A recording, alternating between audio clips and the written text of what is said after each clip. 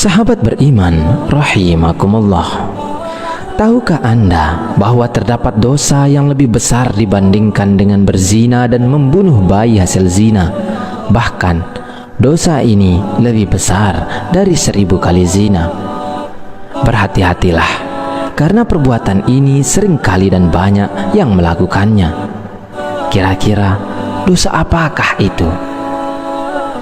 Dikisahkan pada suatu senja yang lenggang di zaman Nabi Musa alaihi salam, terlihat seorang wanita berjalan terhuyung hayang, pakaiannya yang serba hitam menandakan bahwa ia berada dalam duka cita yang mencekam. Tudung kepalanya menangkup rapat hampir seluruh wajahnya, tanpa rias muka atau perhiasan menempel di tubuhnya. Kulit yang bersih, badan yang ramping, dan roman mukanya yang ayu tidak dapat menghapus kesan kepedihan yang tengah meroyak hidupnya.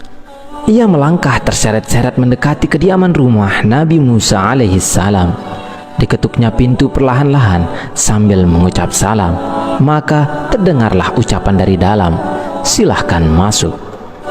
Perempuan cantik itu pun lalu berjalan masuk sambil kepalanya terus menunduk. Air matanya berderai tatkala ia berkata, "Wahai Nabi Allah, tolonglah saya, doakan saya agar Tuhan berkenan mengampuni dosa keji saya." "Apa dosamu, wahai wanita ayu?" tanya Nabi Musa alaihi salam. "Saya takut mengatakannya," jawab wanita ayu tersebut. "Katakanlah, jangan ragu-ragu," desak Nabi Musa. Maka perempuan itu pun secara ketakutan bercerita, "Saya telah berzina." Kepala Nabi Musa terangkat, hatinya tersentak. Perempuan itu pun meneruskan ceritanya, "Dari perzinaan itu saya pun hamil. Setelah anak itu lahir kemudian saya langsung mencekik lehernya sampai meninggal," ucap wanita itu seraya menangis sejadi-jadinya. Mata Nabi Musa pun berapi-api, dengan muka berang ia menghardik, "Perempuan celaka, pergi kamu dari sini, agar siksa Allah tidak jatuh ke dalam rumahku karena perbuatanmu," teriak Nabi Musa sambil memalingkan wajah karena jijik. Perempuan berwajah ayu dengan hati bagaikan kaca membentur batu yang hancur luluh lantah segera bangkit dan melangkah surut. Ia menangis terangguk-angguk dan keluar dari rumah Nabi Musa alaihissalam. Ratap tangisnya amat memilukan. Ia tak tahu harus kemana lagi hendak mengadu. Bahkan ia tak tahu kemanakah kakinya akan melangkah. Bila seorang nabi saja sudah menolaknya, bagaimana pula manusia lain bakal menerimanya? Terbayang olehnya betapa besar dosanya, betapa jahat perbuatannya. Setelah wanita ayu keluar dari rumah Nabi Musa, malaikat Jibril pun turun mendatangi Nabi Musa. Malaikat Jibril lalu bertanya, "Mengapa engkau menolak seorang wanita yang hendak bertaubat dari dosanya? Tidakkah engkau tahu dosa yang lebih besar daripadanya?" Nabi Musa pun terperanjat. Dosa apakah yang lebih besar dari kekejian wanita pezina dan pembunuh itu? Maka Nabi Musa dengan penuh rasa ingin tahu bertanya kepada malaikat Jibril, "Betulkah ada dosa yang lebih besar daripada perempuan yang hina itu?" "Ada," jawab malaikat Jibril dengan tegas. "Dosa apakah itu?" tanya Nabi Musa yang kian penasaran. "Orang yang meninggalkan sholat dengan sengaja dan tanpa menyesal," jawab malaikat Jibril. "Orang itu dosanya lebih besar daripada 1000 kali berzina," lanjut malaikat Jibril.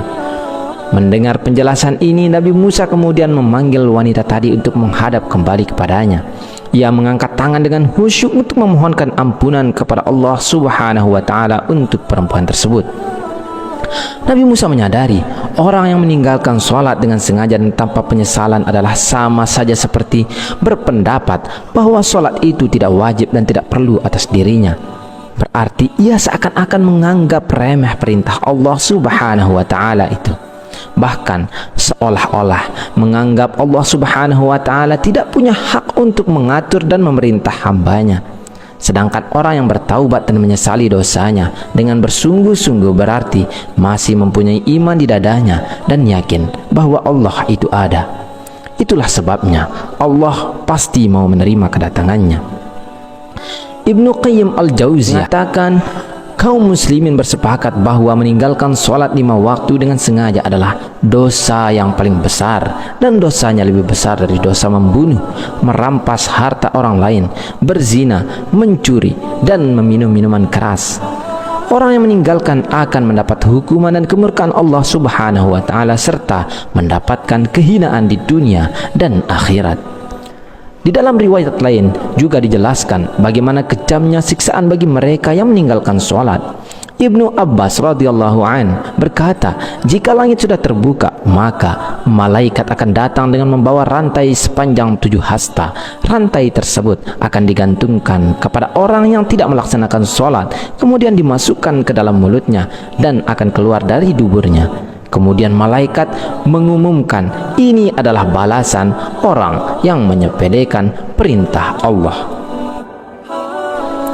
Adapun ganjaran dosa ketika kita dengan sengaja meninggalkan sholat fardu diantaranya adalah: jika 1 kali meninggalkan sholat subuh, maka hukumannya adalah masuk ke dalam neraka selama 30 tahun.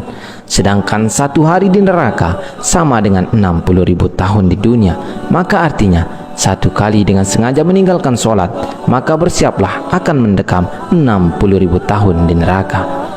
Jika meninggalkan 1 kali sholat zuhur, ganjarannya, dosanya sama dengan membunuh 1000 umat Islam. Jika meninggalkan 1 kali sholat asar, sama dengan dosa meruntuhkan Ka'bah. Jika 1 kali meninggalkan sholat maghrib, sama dengan dosa berzina dengan ibunya jika laki-laki, atau berzina dengan ayahnya jika perempuan.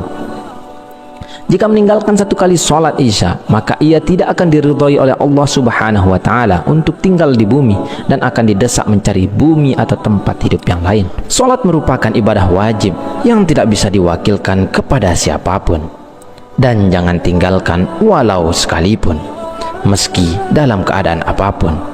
Semoga kita menjadi orang-orang yang senantiasa mendirikan sholat, melaksanakannya tepat waktu, serta mampu mengajak keluarga lainnya untuk sholat tepat waktu dengan istiqomah.